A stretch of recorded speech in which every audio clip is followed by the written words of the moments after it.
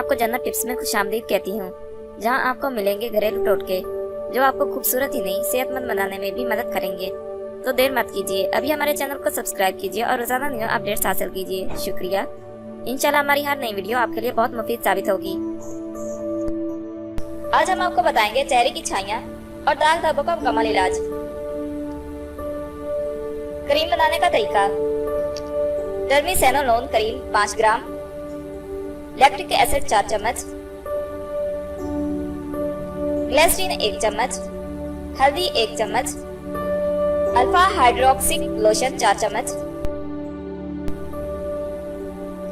गन्ने का रस 1 कप, अर्के गुलाब हस्बे जरूरत।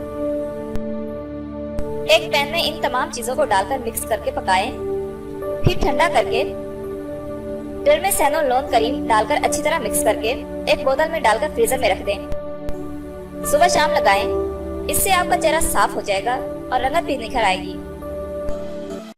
अगर आपको ये वीडियो अच्छी लगे तो हमारे चैनल को लाइक और शेयर जरूर करें और बेल के आइकॉन पर जरूर क्लिक करें ताकि हमारी हर नई आने वाली वीडियो आपको फौरी मिल सके।